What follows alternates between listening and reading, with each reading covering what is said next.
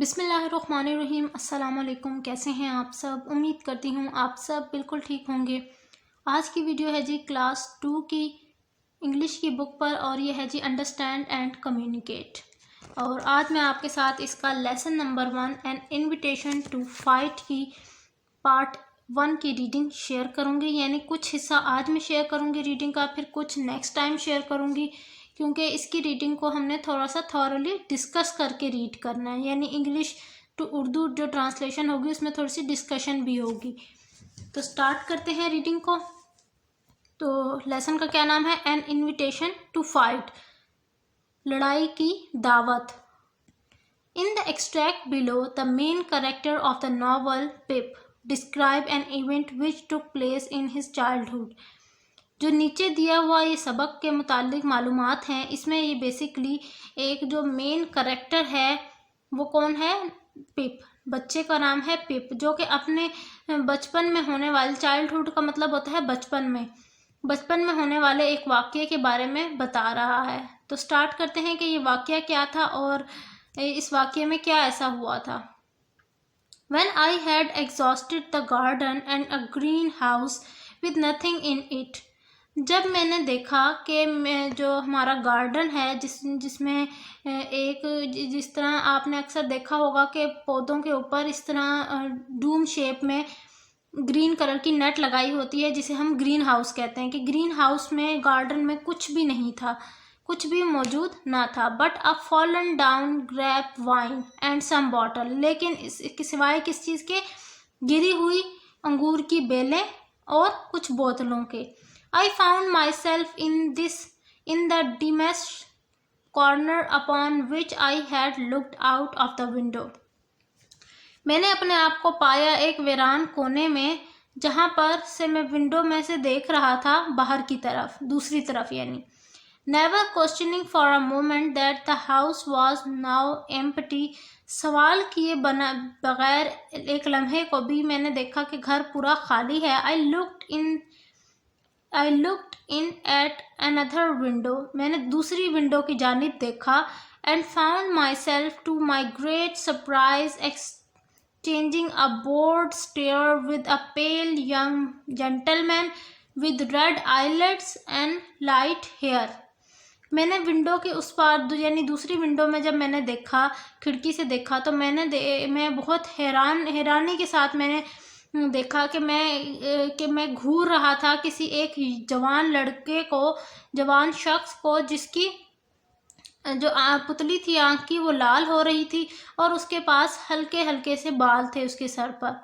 ठीक है। This pale young gentleman quickly disappears and reappear beside me. वो जो जवान शख्स था वो अचानक से उस जगह से गायब हुआ और मेरी जानिब आकर खड़ा हुआ। He had been at his books when I had found myself staring at him. जब मैंने उसकी तरफ घूर कर देखा था तो उस टाइम वो अपनी किताबों में को पढ़ रहा था, उनको देख रहा था। And now I saw that he was inky. और बाद में जब वो मेरे करीब खड़ा था तो मैंने देखा कि उसके कपड़ों पर स्याही बिखरी हुई थी, स्याही माइल वो लग रहा था। Hello, said he, young fellow. उस जवान शख्स ने कहा hello.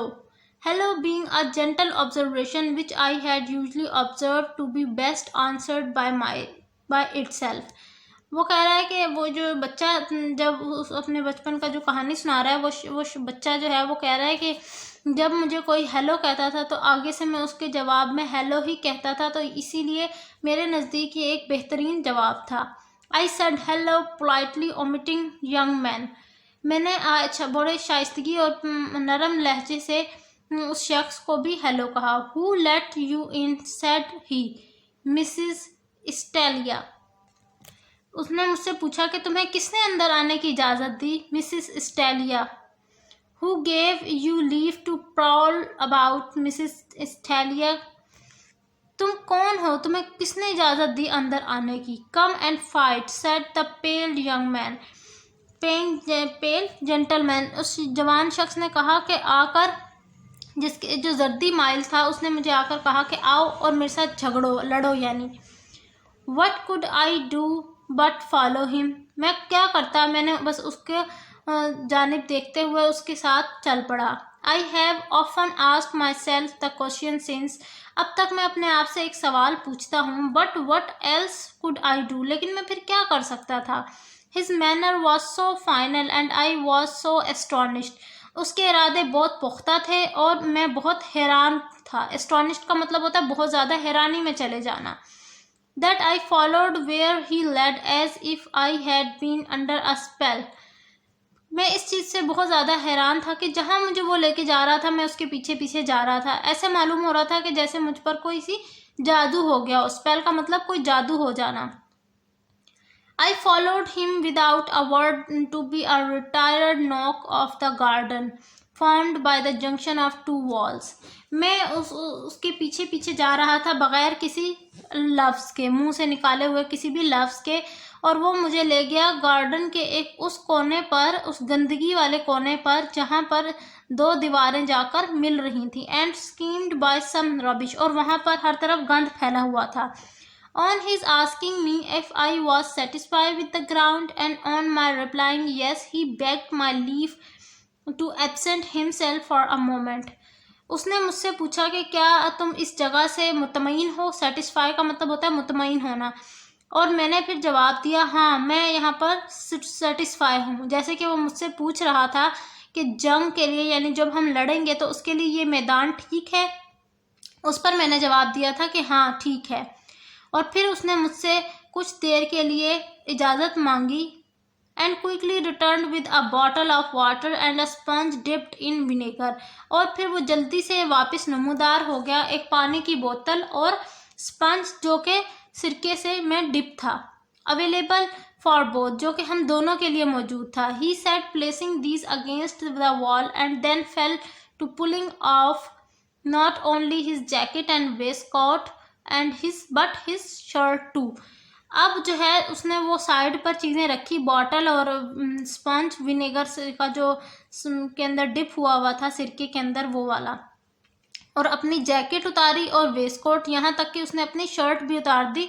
In a manner at once light hearted and business like and blood thirsty. ऐसे कि जैसे वो खून का प्यासा हो और वो लड़ने झगड़ने के लिए बिल्कुल तैयार हो।